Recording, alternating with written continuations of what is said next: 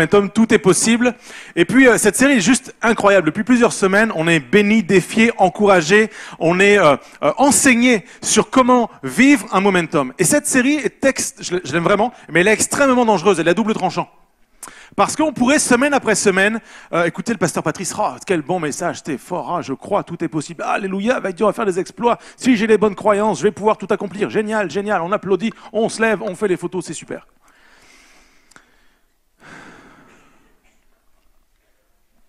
Ou on pourrait vivre quelque chose. Et cette série est destinée, message après message, prédication après prédication, à vivre des choses qui étaient impossibles avant, et qu'elles deviennent possibles dans notre vie maintenant. Est-ce que vous êtes d'accord avec ça? Voyez-vous, il y a des principes, on peut les connaître, on peut croire en ces principes et ne pas les vivre. Je vous donne un exemple extrêmement basique. Je crois qu'il faut de l'essence pour que ma voiture avance. Mais quand je vous dis je le crois, le principe, je le crois, je l'ai compris, je le crois, je l'ai étudié, c'est sûr, c'est vérifié, c'est validé. Je peux le prêcher semaine après semaine. Je peux en faire des livres. Le meilleur est dans l'essence. Je peux écrire un album. Je suis ébloui par le moteur à explosion. Je peux le chanter, je peux faire des tournées, je peux le prêcher aux nations à renfort de YouTube, de réseaux sociaux, de belles photos où on prend avec tout est possible si tu as de l'essence dans ta voiture. Vraiment. Le fait est que si je ne fais pas le plein, je vais nulle part. Donc tout est possible avec Dieu, ok. Qu'est-ce qu'on fait maintenant? On fait le plein pour avancer, pour pouvoir rendre l'impossible possible. Il y a des versets dans la Bible, on les connaît, on les sait. Le principe, on le sait, on l'a compris. Est-ce que nous l'utilisons pour rendre l'impossible possible? Il y en a un que j'aime énormément, il y en a plein, hein, mais il y en a un que j'aime énormément, c'est le Proverbe 18.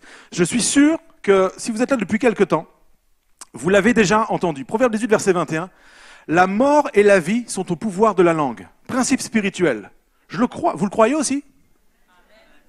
Moi, je le crois vraiment. Je crois que la vie et la mort sont au pouvoir de la langue.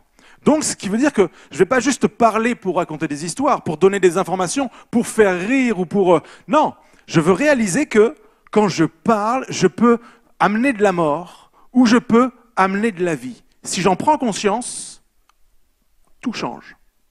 Et ce matin, le message que je vous porte, j'aimerais le rendre applicable et extrêmement concret à un domaine de notre vie qui nous concerne absolument tous. Tout le monde, ce matin, est concerné par ce que je vais prêcher. Donc tu peux commencer à dire à ton voisin, c'est pour moi ce qu'il va prêcher. Tout est possible pour ma famille. Ok, vous n'y croyez absolument pas. Non, je comprends, parce que tu sens que ce qui arrive, ça va piquer. Et je sais que ce matin, ça peut piquer. Mais tout est possible pour ma famille. Ouais, elle compte pas celle-là. J'y crois vraiment, je suis habité par ce message. Je crois terriblement que, en fonction de ce que je vais vivre, en fonction de ce que je vais croire, en fonction des actions que je vais poser, je vais rendre des choses qui étaient impossibles dans ma famille, possibles.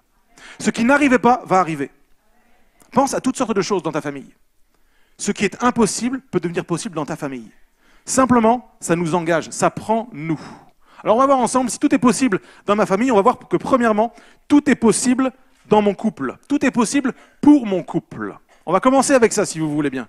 Il y a un des livres que je préfère dans la Bible, c'est le livre de la Genèse.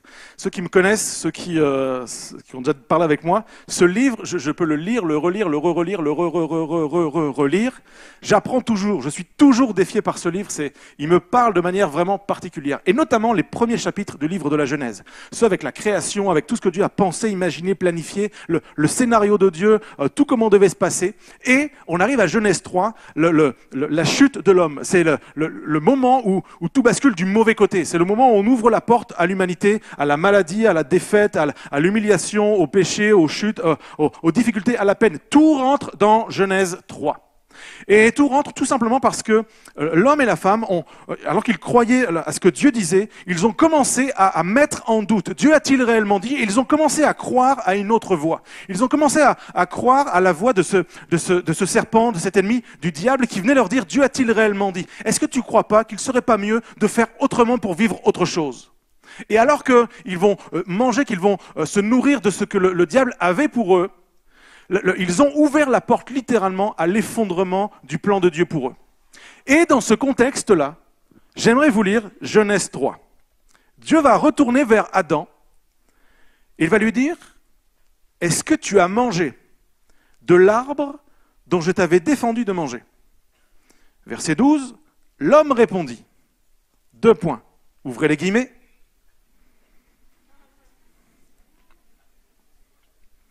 La femme que tu as mise auprès de moi m'a donné de l'arbre. Et j'en ai mangé. On a un Adam qui va tenter de se défaire de sa responsabilité. J'ai un problème dans ma famille, j'ai un problème dans mon couple, j'ai un problème dans ma maison, j'ai un problème dans mon foyer, mais ce n'est pas ma faute. C'est la faute de l'autre. Et ce que fait Adam, il déclare publiquement, il prononce une parole qui va à l'encontre de son épouse, qui va à l'encontre de la femme. D'ailleurs, il ne dit pas « ma femme ». Vous l'avez noté comme moi. C'est pas sa femme. C'est la femme que Dieu a mis près de lui. Je sors totalement de ma responsabilité. Combien pensent que Adam va passer une belle soirée là? J'irai pas plus loin. Ça là, des paroles comme ça, est-ce que ça amène la vie ou est-ce que ça amène la mort? Là, Adam, ton couple, ta famille, ton foyer, grillé, brûlé, cramé, consumé, faillite, échec. Et là, tu te réveilles, tu arrives un dimanche matin à Momentum, tu t'appelles Adam, et puis tu as la femme que Dieu a mis près de toi, puis tu es là, tu dis, ah ouais, tout est possible avec Dieu, mais surtout ne prêche pas sur le couple. Surtout ne me parle pas de ça. Pour la vie des autres, pour le couple des autres, ça peut fonctionner. Mais pour mon couple, c'est impossible. C'est fini, ça ne marche pas, il n'y a rien à attendre, c'est pas possible. On doit comprendre ceci, c'est que non seulement Adam est promis à une très mauvaise soirée, mais au-delà de ça, quand je prends cette posture, quand je ne prends pas au sérieux, quand je ne réalise pas que la mort et la vie sont au pouvoir de la langue, et que je laisse aller ma langue à la mort, j'amène du drame sur le drame. J'amène des conséquences aux conséquences. J'amène un problème sur mon problème. Regardez ce que Dieu dit, 3 versets plus loin, verset 17, 5 versets plus loin. Dieu dit à l'homme, puisque tu as écouté la voix de ta femme et que tu as mangé de l'arbre au sujet duquel je t'avais donné cet ordre, tu n'en mangeras pas. Écoute bien ce qui va se passer. À cause de cette attitude, à cause de cette façon de parler, de cette façon de déclarer et de voir celle que j'ai mis près de toi, le sol sera maudit à cause de toi. Tu n'en mangeras pas. C'est à force de peine que tu en tireras ta nourriture tous les jours de ta vie. Il te produira des épines et des ronces et tu mangeras de l'herbe des champs. C'est à la sueur de ton visage que tu mangeras du pain, jusqu'à ce que tu retournes dans la terre d'où tu as été pris, car tu es poussière et tu retourneras à la poussière. C'est un passage, il y a une bénédiction assortie d'une difficulté. Tu vas manger, mais tu vas galérer. Et tu vas retourner à la poussière. Puisque tu as été tiré de la poussière, que tu prends cette attitude, que tu fuis ta responsabilité, que tu ne reconnais pas, ça va être de plus en plus difficile. À ce moment de l'histoire, quand tu es Adam, une fois que la réunion est terminée, que Dieu est reparti, qu'est-ce que tu fais avec la femme que Dieu a mis auprès de toi? Viens ici. C'est à cause de toi tout ça. C'est à cause de toi qu'on en est là. T'as vu un peu?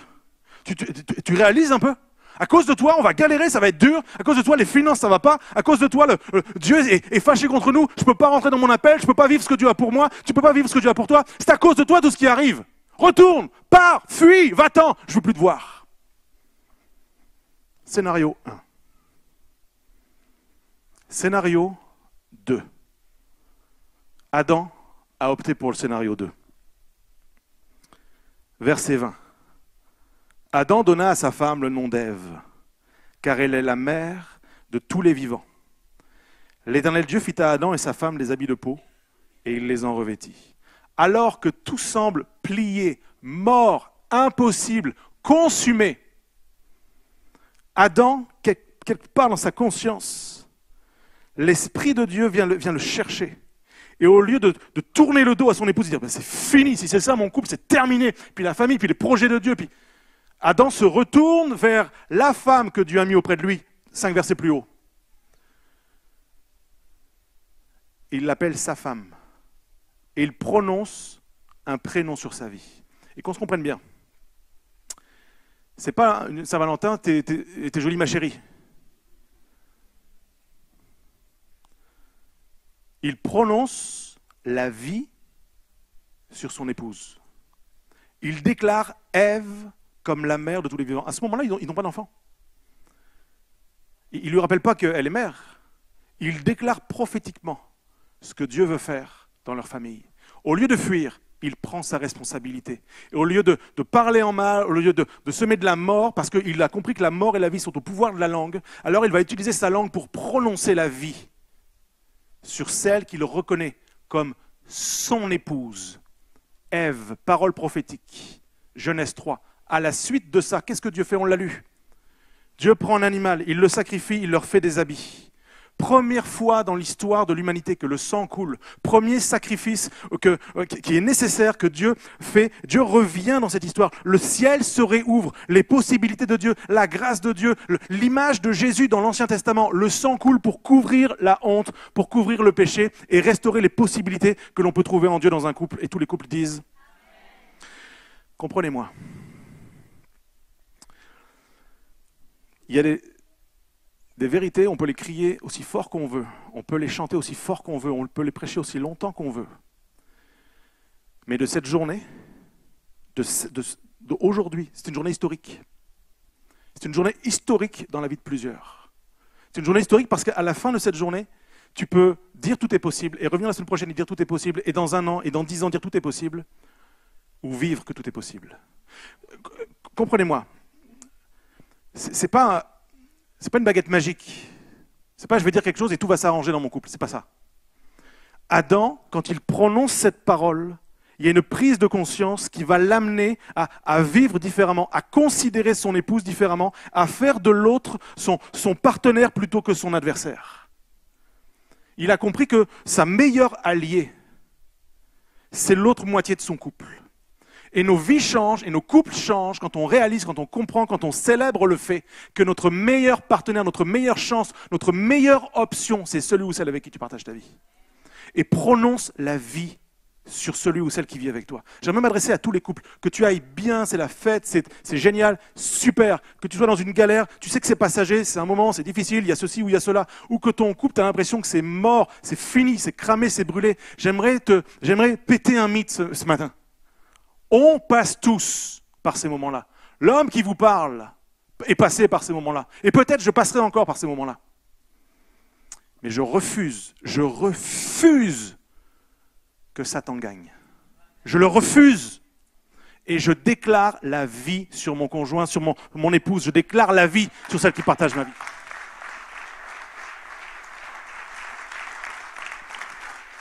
Deuxièmement, si tout est possible pour mon couple, je crois que tout est possible pour mes enfants.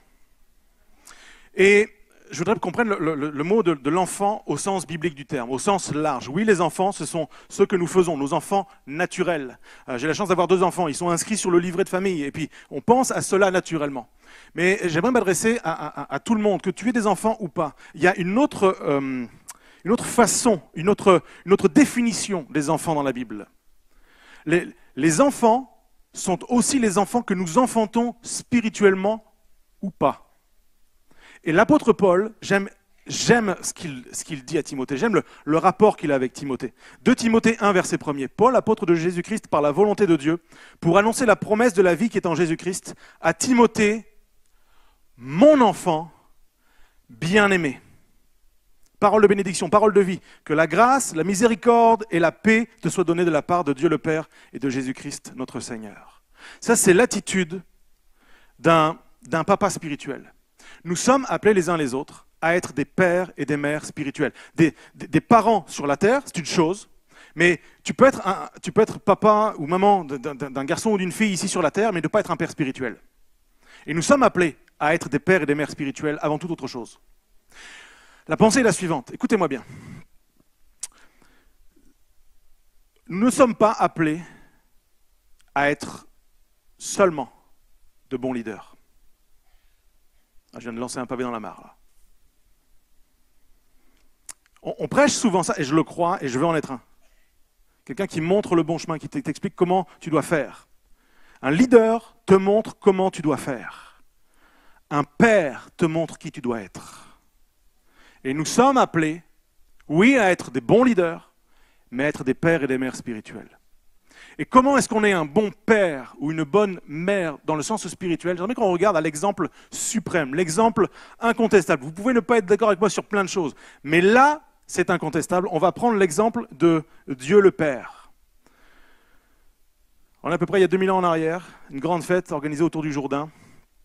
Il y a du monde qui prend le baptême, comme la semaine prochaine à l'église Momentum.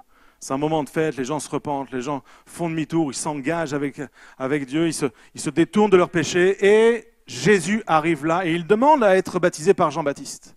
Dans Luc 3. Et alors que Jean-Baptiste négocie, non, je peux pas,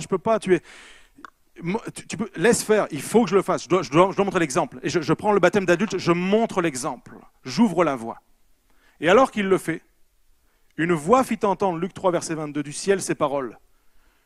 Tu es mon fils bien-aimé, et en toi j'ai mis toute mon affection. Dieu prononce des paroles extrêmement fortes à son fils, qui n'est pas un bébé au-dessus du berceau. Oh, il est tout mignon, c'est mon fils. Non, rien à voir. Déclaration publique à l'humanité. Le monde doit savoir que c'est mon fils bien-aimé, en qui j'ai mis toute mon affection. Dieu vient se révéler à l'humanité comme un père. Voilà, c'est mon fils et voilà comment, en tant que père, je veux que vous compreniez qui je suis. Je déclare publiquement mon amour pour mon fils. Je place en lui mon affection. Et j'ai noté ceci, les pères et les mères doivent dire à leurs enfants qu'ils les aiment. Ils doivent leur affirmer toute leur vie. Comment, dites-moi comment, un gars comme Jésus, qui à ce moment-là, il est 100% homme, il a 30 ans, il n'a pas encore commencé son ministère. Il va affronter les 3 années les plus grandes et les plus difficiles, les plus intenses de sa vie sur terre. Il va être rejeté, bafoué, moqué, incompris. On va le porter, ça ouvre jusqu'à la mort. C'est impossible de vivre ce qu'il a vécu. Et ça a été rendu possible, entre autres, pas seulement uniquement, mais aussi grâce au fait que son père lui dise « Tu es mon fils et je t'aime ». Et ce matin, j'aimerais dire à toutes celles et tous ceux qui sont dans la pièce ce matin, « Tu es son fils, tu es sa fille bien-aimée, en qui le Père a mis toute son affection. Tu es aimé. » Et j'aimerais encourager les pères et les mères sur la terre, les mentors, les pères et les mères spirituels, à aller dire, à la fin de cette réunion, à leurs fils, à leurs filles, à quel point ils les aiment, à quel point ils ont placé leur affection en eux. La pensée affection, le mot grec, c'est eudokeo, qui signifie affection, trouver bon. Le Père dit, je trouve bon, je te trouve bon. C'est bien vouloir, plaire, agréable, aimer, décider et agréer. Et le Père choisit de mettre son affection dans son Fils. Un père ou une mère choisit de placer son affection dans ses enfants. À une époque, écoutez-moi, à une époque où nous sommes sollicités constamment pour mettre notre affection dans la vie des autres. Allez, j'y vais, tant pis. Je peux faire le choix de passer mes soirées à mettre des pouces bleus dans la vie des autres, ou des cœurs.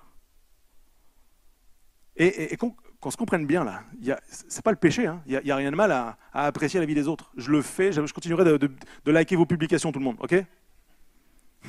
N'y voyez rien de méchant. Mais je peux passer ma vie à ça, passer mes soirées, mon temps libre à faire ça, et ne pas placer mon affection dans mon fils ou ma fille. Et nous sommes appelés, en tant que père et mère, à publiquement, c'est pas, oh non, mais ils savent que je les aime. Non, dis-leur. Prononce la vie. La mort et la vie sont au pouvoir de la langue. Prononce la vie sur tes enfants, je t'en supplie. Baptiste, Alexia, vous êtes quelque part dans la pièce. Je vous aime. Je suis fier de vous. Je prierai pour vous tous les jours. Je me battrai, je vous défendrai jusqu'à la mort. Papa et maman vous aiment. On a choisi de mettre notre affection en vous.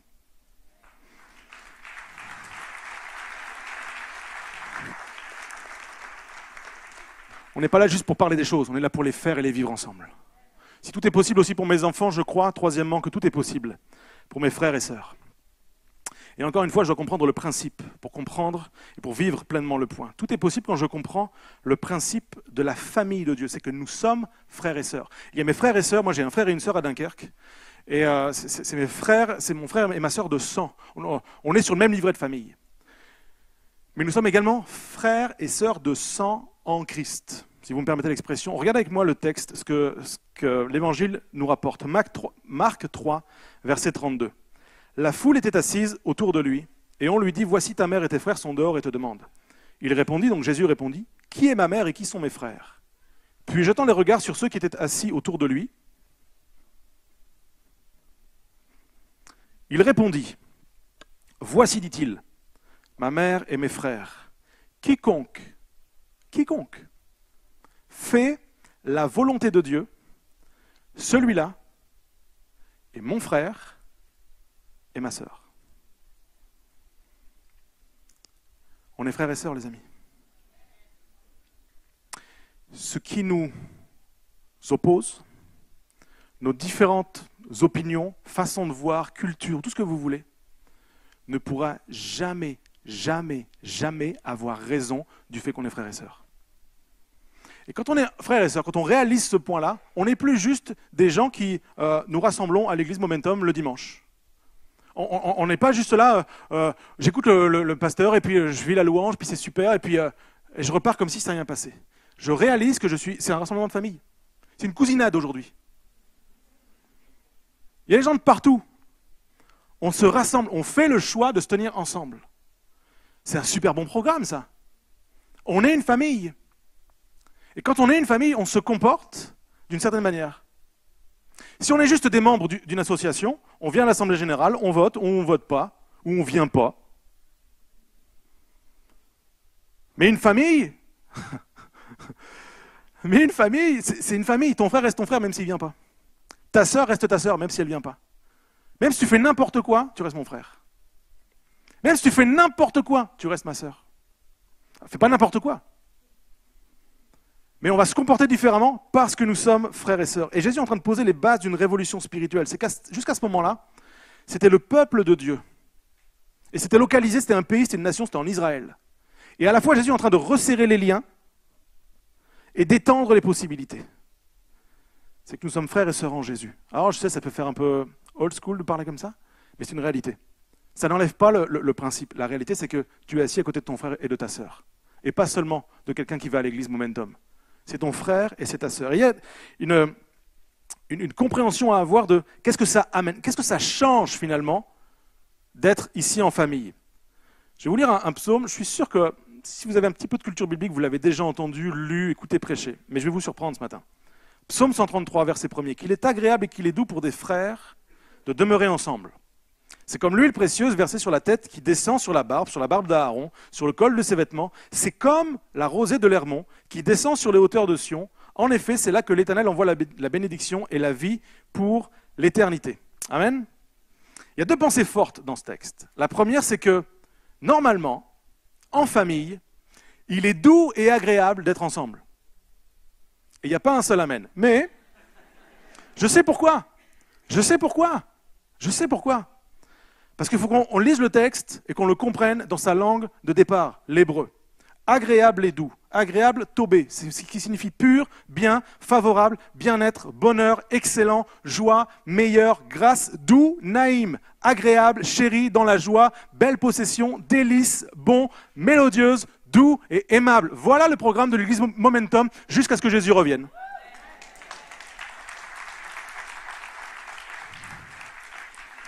Dans ma famille, j'ai le choix dans ma famille, d'avoir un regard pur sur les gens, de chercher le bien des gens, leur bien. C'est ma responsabilité dans ma famille, de chercher le bien de ma famille, de faire ce qui est favorable, de chercher le bien-être. Qui veut autre chose pour sa famille que ce qui est là? Ça n'existe pas. Et on peut le vivre dans notre cellule familiale, à la maison ce midi quand tu manges le rôti et que tu parles de moi, mais aussi en tant qu'Église, dans tout ce qu'on fait. C'est agréable, chéri, dans la joie. On a de la joie à se retrouver en famille. On le choisit, on le décide. Je le déclare. Quand David déclare ça, il le dit, c'est doux, c'est agréable, c'est pur, c'est bien, c'est favorable, c'est le meilleur, c'est la grâce, c'est aimable, c'est un délice, c'est mélodieux d'être ensemble. Je le choisis, je me donne à ça.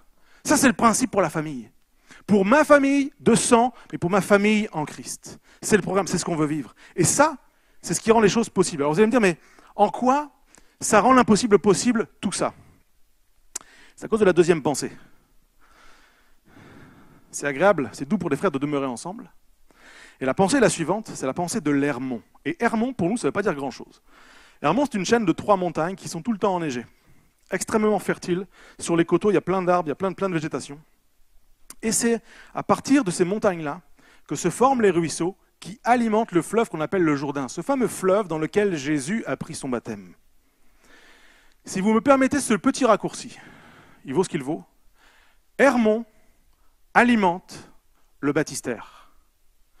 Ce que nous vivons en famille, la mentalité de la pureté, de la grâce, du bonheur, le choix d'être intentionnel dans toutes ces choses-là, de prier, de défendre, de chercher et de vivre ça, amène génération après génération l'engagement de nos enfants, de nos petits-enfants à marcher avec Dieu, à vivre avec Dieu, à être des canaux de bénédiction, de grâce, de puissance, de la manifestation de ce que Dieu fait.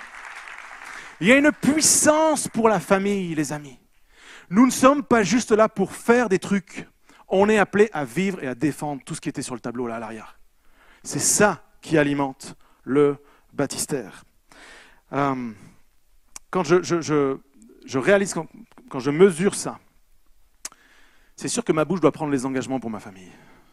C'est pas juste, Psaume 133 le dit, c'est je veux faire le choix, je veux dire c'est agréable et c'est doux pour moi d'être avec toi mon frère, d'être avec toi ma sœur, d'être avec toi, d'être avec toi, d'être avec toi. C'est bon, puis c'est pas juste je le dis et puis j'ai une attitude de cochon.